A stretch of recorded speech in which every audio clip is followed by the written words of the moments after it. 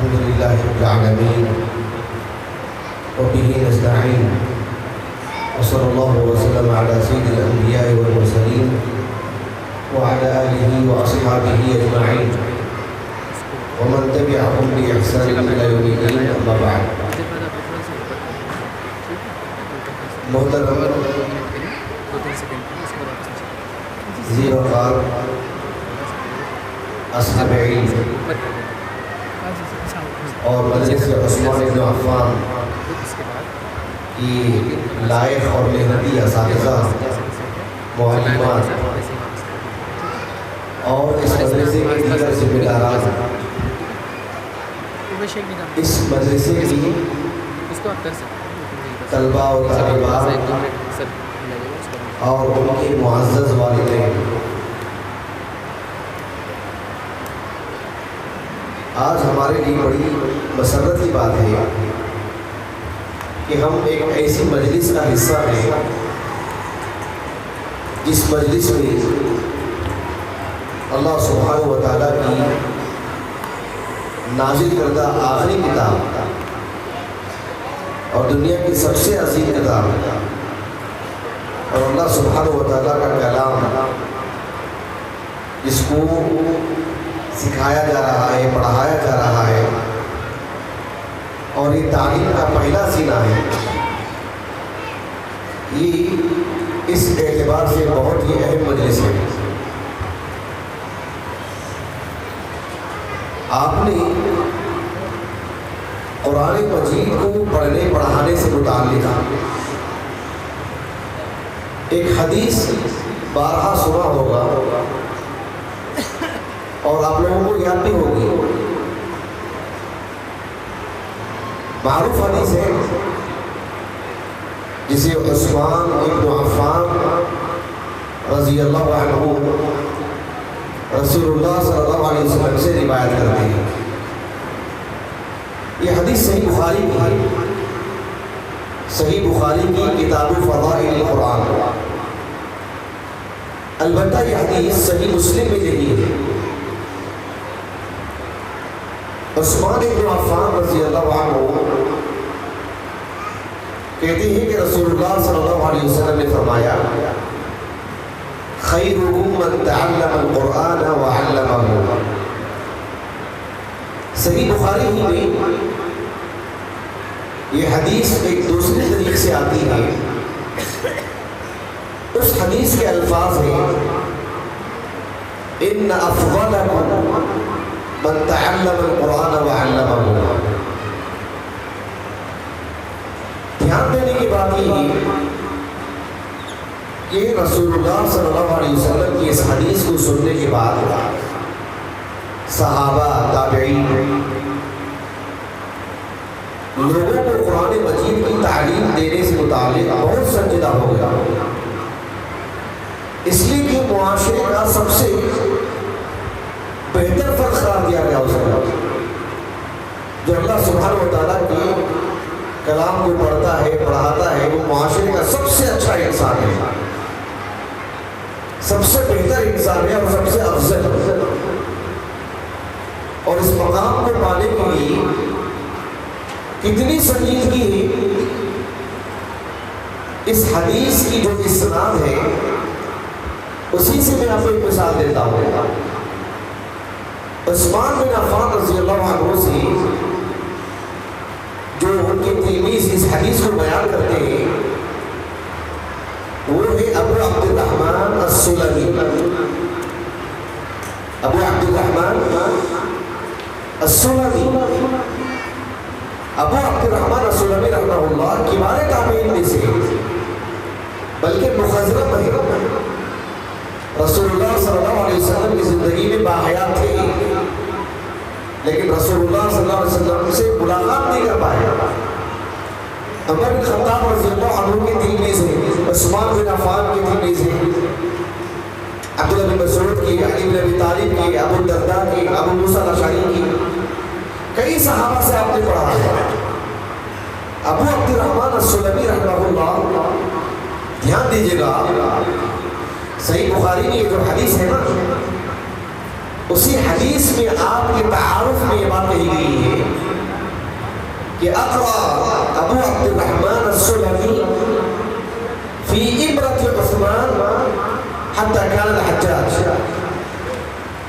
کہ عثمان بن عفان رضی اللہ عنہ نے جب یہ حدیث سنائی نا، ان کے تلمیذ نے اس حدیث کو سنا اور سننے کے بعد پڑھانے کے لیے بیٹھ گئے. کب تک؟ عثمان بن عفان رضی اللہ عنہ کے عہد خلافت سے لے کر کے حجاج کے دور امارت تک، حجاج کے دور تک. اگر عثمان رضی اللہ عنہ کی خلافت کا آخری دور لے لیا جائے اور حجاج بن یوسف الثقفی کی عمارت کا آغاز لے لیا جائے تو 40 سال بنتے ہیں، 38 سال، 30 پر 8 سال. اسی لیے شیخ الاسلام نے کہا ابن تیمیہ رحمہ اللہ، یہ 40 سال کا عرصہ تصور کیجیے آپ. ابو عبد الرحمن السلمی رحمہ اللہ نے عثمان بن عفان رضی اللہ عنہ سے جب اس حدیث کو سنا، خیرکم من تعلم القرآن وعلمہ، پڑھانے کے لیے بیٹھ گئے اور 40 سال پڑھائے. 40 سال. لیکن کیا پڑھائے؟ صرف ناظرہ پڑھائے؟ صرف تجوید سکھائی؟ نہیں. قرآن پڑھانے کا وہ معنی نہیں ہے. خیرکم من تعلم القرآن وعلمہ کا مطلب ناظرہ بھی، تجوید بھی، قرات بھی، اس کا معنی مفہوم بھی، اور اس کے جاننے کے لیے جتنے علوم ہیں سب اس کے اندر داخل ہے. اولیت نازل ہے قرآن. اس کے بعد عالمیت، فضیلت، اور اب زندگی بھر کے لیے وہ آج میں اس پر تفصیلی طور پر گفتگو نہیں کرنا چاہتا ہوں. لیکن کہنے کا مقصد یہ ہے، ابو عبد الرحمن السلمی رحمہ اللہ کہتے ہیں کہ میں اتنی لمبی مدت جو پڑھانے کے لیے بیٹھا ہوں، کہا کہ کیوں؟ اس کا مقصد آپ نے بتایا، وَذَلِكَ الَّذِي أَقْعَدَنِي فِي مَقْعَدِي هَذَا. عثمان بن عفان رضی اللہ عنہ نے جب مجھے وہ حدیث سنائی، اسی حدیث کے پیش نظر میں ابھی بیٹھا ہوں پڑھانے کے لیے 40 سال کی مدت. اور یہ اکیلے ایک ابو عبد الرحمن السلمی نہیں ہے، ایسے کئی علماء ہیں. امام ابن ماجہ رحمہ اللہ کی جو السنن ہے، مقدمۃ الکتاب، اس میں ایک روایت ہے سعد بن وقاص رضی اللہ عنہ سے. حدیث صحیح ہے، شیخ البانی رحمہ اللہ نے صحیح کہا ہے. سعد بن وقاص رضی اللہ عنہ اللہ کے رسول صلی اللہ علیہ وسلم کی پیشن گوئی تھی ان کی، اور اسی پیشن گوئی کا نتیجہ تھا باذن اللہ تعالی کہ بہت اچھی خاصی اولاد سے نوازا اللہ نے آپ کو. آپ کے ایک فرزند ہے جن کا نام ہے مصعب بن سعد بن وقاص، تابعی ہے، 103 ہجری آپ کا سنہ وفات ہے. مصعب ابن سعد بن وقاص رحمہ اللہ وہ کہتے ہیں کہ میرے والد سعد بن وقاص نے کہا رضی اللہ عنہ کہ رسول اللہ صلی اللہ علیہ وسلم نے فرمایا، خیارکم من تعلم القرآن وعلمہ. الفاظ دیکھو آپ، جو حدیث عثمان ہے خیرکم من تعلم القرآن، اور دوسرے الفاظ ہیں ان افضلکم من تعلم القرآن، اور اس حدیث کے الفاظ ہیں حدیث سعد بن وقاص، تاکہ خیارکم من تعلم القرآن وعلمہ. اب دھیان دینے کی بات یہ، سنن ابن ماجہ کی اس حدیث کی جو اسناد ہے، سعد بن وقاص رضی اللہ عنہ سے روایت کرتے ہیں ان کے فرزند مصعب تابعی، ان کے جو فرزند، ان کے جو تلمیذ ہیں، فرزند نہیں، ان کے جو تلمیذ، ان کے شاگرد ہیں، ان کا نام ہے عاصم، معروف قاری قراء سبعہ میں سے عاصم بن ابی نجود، عاصم بن بہدلہ ان کی والدہ کا نام ہے. عاصم بن ابی نجود بہت معروف، 127 ہجری سے وفات ہوتا ہے. وہ کہتے ہیں جب مجھے مصعب بن سعد بن وقاص نے اپنے والد سے روایت کر کے نبی کی حدیث سنائی، خیارکم من تعلم القرآن وعلمہ، تاکہ تب سے میں بھی پڑھانے کے لیے بیٹھ گیا. تب سے میں بھی پڑھانے کے لیے بیٹھ گیا. اور کیسے بیٹھا؟ خود سے. کہا کہ نہیں، مصعب بن سعد نے مجھے یہ حدیث سنائی اور کہا کہ فأخذ بيدي وأقعدني في مقعدي هذا.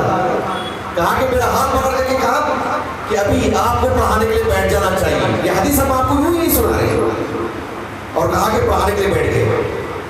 مصعب بن سعد کا انتقال ہوا 103 ہجری کو. عاصم بن ابی نجود الکوفی کا انتقال ہوا رحمہ اللہ 127 ہجری کو. کم از کم 25 سال تو انہوں نے پڑھانے کے لیے بیٹھے. اگر ان کی زندگی کی بات کریں تو 30-35 سال تو پڑھانے کے لیے یہ بھی بیٹھ گئے. ابھی میں دیکھ رہا تھا یہاں جو سند رکھی ہوئی ہے کس کی ہے؟ وہ اعجاز احمد کوئی طالب علم, ان کی سند وہاں پر رکھی ہوئی ہے. اس میں کیا لکھا ہوا ہے پتہ ہے آپ کو؟ اس میں لکھا ہوا ہے قد اکمل حفظ القرآن بروایت حفص. ایسے نہیں لکھا ہوا ہے اس میں بروایت حفص. حفص کون ہے؟ حفص بن سلیمان الکوفی. حفص بن سلیمان الکوفی یہ بڑے معروف قاری ہیں. ابھی میں نے جن کا نام لیا تھا کیا نام تھا وہ؟ سورہ بازار کی سند سے کیا نام لیا تھا میں نے؟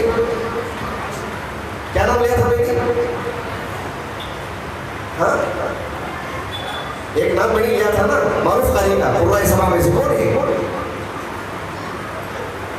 بھول گئے, دھیان نہیں دی. کوئی بول سکتے ہیں؟ ہاں بولو. ہاں 500 روپے نام دوں گا, کوئی بول سکتے ہیں؟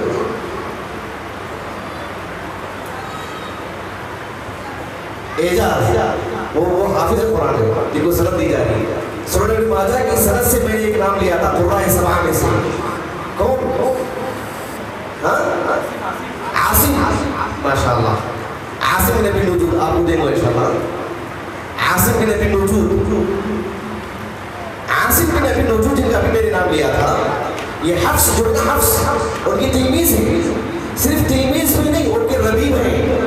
ان کی والدہ سے آپ نے شادی کی. حفص کی والدہ سے. وہ ان کے ربیب ہیں. انہیں کے پاس بڑے بڑے ہیں اور ان کے داماد بھی بن گئے بعد میں. ان کی تلمیذ بھی ہیں اور دنیا کی معروف قاری. اور آج دنیا بھر میں اور حرمین میں جو تلاوت پڑھی جاتی ہے وہ حفص بن عاصم. سمجھ میں نہیں بات آپ کو؟ یہ اتنی محنت اور اتنی سنجیدگی سے ان حدیثوں کو سن کر کے پڑھانے کے لیے بیٹھ گئے. یہ اللہ رب العالمین کا عظیم احسان ہے جو ہمارے معاشرے میں ابھی ہم نے جو مظاہرہ دیکھا ہے چھوٹے بچوں کو جو قرآن مجید پڑھا رہے ہیں, یہ کوئی آسان کام نہیں ہے. مجھے بھی اس کا تجربہ نہیں ہے کیونکہ میں نے کبھی پڑھایا نہیں ہے اتنے عمر کے بچوں کو. کبھی بھی مجھے ایسا موقع نہیں ملا ہے. لیکن اس پر محنت بہت ہوتی ہے, توجہ بہت دینی پڑتی ہے. بڑے طلبہ کو پڑھانا بہت آسان ہے. ان کے اندر سنجیدگی لانا, ان کو بٹھانا, ان کو باادب بنانا, سامنے پڑھانا اتنی محنت کا کام ہے. سبحان اللہ, اس کتنا صبر چاہیے اس کے لیے. یہ آج کا مظاہرہ کوئی معمولی مظاہرہ نہیں ہے, بہت بڑا کام ہے, بہت بڑا کام ہے. تو حفظ قرآن کے لیے, تعلیم قرآن کے لیے وقت دینا یہ ہمارے ضروریات میں سے. البتہ جیسے کہ میں نے آپ کو کہا آج اس مجلس میں میں نہیں کہوں گا, تفصیل طلب موضوع ہے. خیرکم من تعلم القرآن وعلمہ. یہ تعلیم القرآن جو ہے وہ صرف نازلہ پڑھانے کے لیے حدیث نہیں ہے, صرف تجوید اور قرآن سکھانے کے لیے نہیں ہے, بلکہ باضابطہ ایک مستقل عالم بنانے تک, بلکہ آگے کے مراحل طے کرنے تک جو لوگ بھی پڑھانے کے لیے بیٹھ رہے سب اس میں شامل ہیں.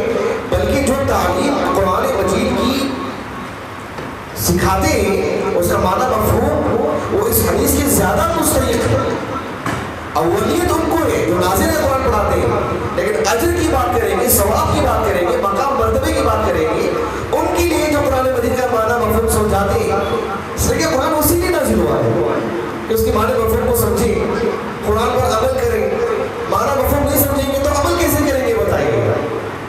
بات واضح ہو گئی آپ کو؟ اسی لیے علامہ نور الدین ابو الحسن محمد بن عبد الہادی السندھی رحمہ اللہ, حرم مکی کے استاد, قدیم عالم ہیں جنہوں نے کتب ستہ پر مسند احمد پر حواشی لکھی. انہوں نے آپ نے اس حدیث کی شرح میں مسند احمد میں بھی یہ حدیث ہے اس کی شرح کرتے ہوئے آپ نے کہا سورۃ المائدہ کے حدیث میں کہا کہ اس کا مطلب یہ ہے کہ مع مراعاته عملا وإلا مع غیر المراعی يعد جاہلا واللہ اعلم. یہ آپ کے الفاظ ہیں. قرآن مجید کو دیکھ کر کے پڑھنا وہ پہلا مرحلہ ہے، لیکن وہ مقصود نہیں ہے. اللہ کو مقصود ہے اس کے بعد قرآن مجید کا معنی مفہوم جاننا. اس پر اتفاق نہیں کرنا چاہیے. لیکن معاشرے کی بے شمار لوگ مکتب میں پڑھتے ہیں، قرآن دیکھ کر کے پڑھنا سیکھ لیتے ہیں، معنی مفہوم نہیں جانتے، آگے کا مرحلہ طے نہیں کرتے. غلط ہے. یہ پہلا مرحلہ ہے، اس کو آخری مرحلہ بنا دیے. قرآن مجید کا معنی مفہوم کون جانے گے؟ مدرسے کی طلبہ یہ ہر مسلمان بلکہ ہر انسان. تو اس کی اہمیت ضروری ہے. میں اپنے خطاب میں ایک دوسری اور اہم بات کہوں گا آپ سے کہ خاص طور پر جو والدین ہیں، سرپرست ہیں، اپنے بچوں کو کہیں بھی داخل مت کر دیں. سنجیدگی کا مظاہرہ کریں. غور کرنا چاہیے. استاذ کا انتخاب بہت معنی رکھتا ہے. ابھی ہمارے حافظ اور عزیز اسحاق ابن شعیب حفظہ اللہ نے توجہ دلائی کہ ہم کہیں بھی کدھر بھی چلے جاتے ہیں، قرآن مجید کے معاملے میں یہ غیر زندگی اچھی بات نہیں ہے. قرآن مجید کے بارے میں سنجیدگی غیر معمولی اہمیت کی حامل رکھتی ہے. یہ چیز استاذ اچھا ہونا چاہیے، استاذ متقن ہونا چاہیے. آپ غور کیجیے، صحابہ رضی اللہ عنہ اجمعین اس بات کا اہتمام کرتے تھے کہ قرآن مجید کو براہ راست نبی سے سیکھے، کسی دوسرے سے نہیں. صحیح بخاری کی کتاب فضائل القرآن کی حدیث ہے، عبداللہ بن مسعود رضی اللہ عنہ انہوں نے ایک مرتبہ نماز پڑھائی. کسی نے کہہ دیا کہ یہ لفظ ایسا نہیں ایسا ہے. کس کو؟ عبداللہ بن مسعود کو. بہت غصہ آیا عبداللہ بن مسعود کو رضی اللہ عنہ. آپ نے کہا واللہ لقد اخذت من فی رسول اللہ صلی اللہ علیہ وسلم 70 سورہ. کہا کہ میں نے رسول اللہ صلی اللہ علیہ وسلم سے 70 سے زائد سورتیں مباشرتاً براہ راست میں نے سنی. اور آپ مجھ کو نقد کرتے ہو، میں جو پڑھ رہا ہوں میں نے نبی سے براہ راست سنا ہے، کسی کے واسطے سے نہیں. آج جیسے ہم کہتے ہیں ہم فلاں مدرسے کے پڑھیں، ہم فلاں استاد سے پڑھیں، ہم اس کتاب کو پڑھ کر کے کہہ رہے ہیں، یقین بڑھ جاتا ہے. عبداللہ بن مسعود نے کہا کہ میری کتاب پر انگلی اٹھاتے ہو، میں نے یہ صورتیں براہ راست نبی سے سیکھی ہیں. مسند احمد کی ایک روایت ہے، مسند حسن، ایک صحابی عبداللہ بن مسعود رضی اللہ عنہ کے پاس آتے ہیں اور کہا کہ مجھے سورۃ النحل پڑھ کر کے سناؤ. آپ نے کہا کہ دیکھو میں آپ کو پڑھ کر کے سنا سکتا ہوں، سکھا سکتا ہوں، لیکن جو صورتیں میں نے نبی سے براہ راست سیکھی ہیں ان میں سے یہ صورت نہیں ہے. اس صورت کو نبی سے جس نے براہ راست سیکھی ہے آپ ان سے جا کے پڑھ لیں. اہتمام دیکھو، آپ یہ اہتمام ہونا چاہیے کہ ایک متقن استاذ ہوگا. صحیح بخاری کی روایت ہے کتاب فضائل القرآن کی، اللہ کے رسول صلی اللہ علیہ وسلم ابی بن کعب رضی اللہ عنہ کو بلائے اور بلا کر کے کہا ان اللہ امرنی ان اقرأ علیک، اللہ نے مجھے حکم دیا کہ میں آپ کو قرآن پڑھ کر کے سناؤں. صحابی نے کہا، عبداللہ بن مسعود کیسے کہا ابی بن کعب رضی اللہ عنہ، کہا کہ اللہ سمانی لک، اللہ نے میرا نام لیا ہے. اللہ کے رسول نے کہا کہ ہاں. کہا کہ وقت ذکرت عند رب العالمین، اللہ کے پاس میرا نام، اللہ نے میرا نام لیا ہے اور کہا کہ مجھے پڑھ کر کے سنائے. اللہ کے رسول نے کہا کہ ہاں. کہ فضرفت عیناہ، آپ کے دونوں آنکھوں میں سے آنسو جاری ہو گئے. آپ رو پڑے، آپ اللہ نے میرا نام لیا.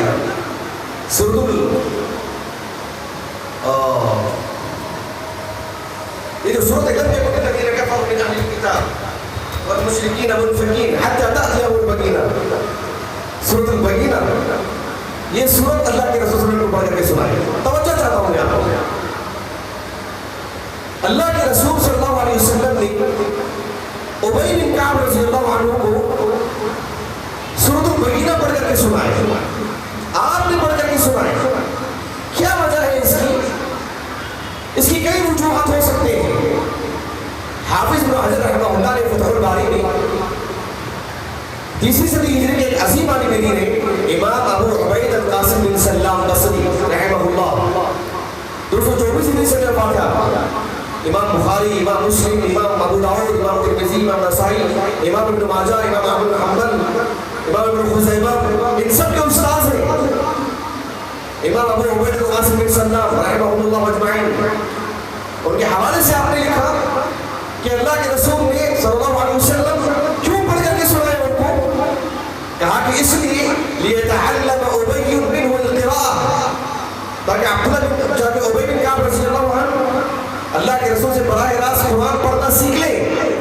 وَيَتَثَبَّتَ فِيهَا، اور اس میں آپ ایک ماہر بن جائیں، متقن ہو جائیں. اسی لیے اللہ کے رسول نے کہا کہ ابی سے قرآن سیکھو. کیوں؟ میں نے پڑھایا ہے ان کو. ایک سند دی اللہ کے رسول نے آپ کو. صحیح بخاری کی روایت ہے عمر بن خطاب رضی اللہ عنہ جب کبھی بحث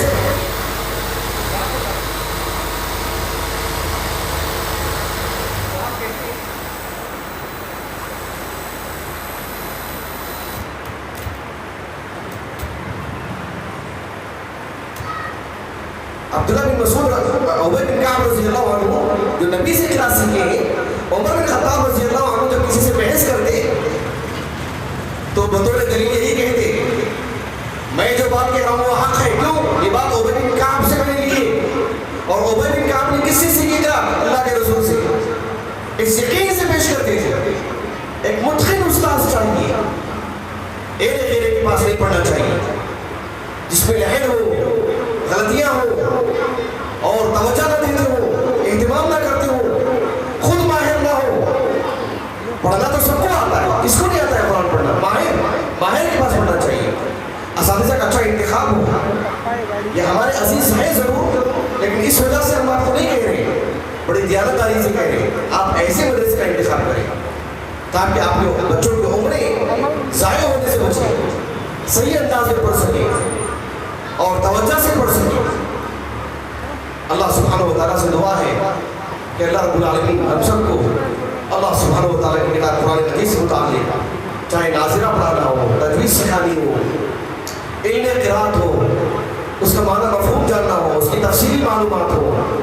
اور اس وسعت میں بہت سارے علوم آ جاتے ہیں دیانتداری کے ساتھ، عمدگی کے ساتھ، توجہ کے ساتھ اور پوری اتقان کے ساتھ پڑھنے پڑھانے کے اللہ میں توفیق عطا فرمائے. میں اپنی بات کو ختم کرتا ہوں اللہ سبحانہ و تعالیٰ سے دعا کرتے ہوئے کہ اللہ رب العالمین ہماری اس بیٹھنے کو قبول فرمائے، ہمیں مخلص بنائے، ہمیں دیانتدار بنائے.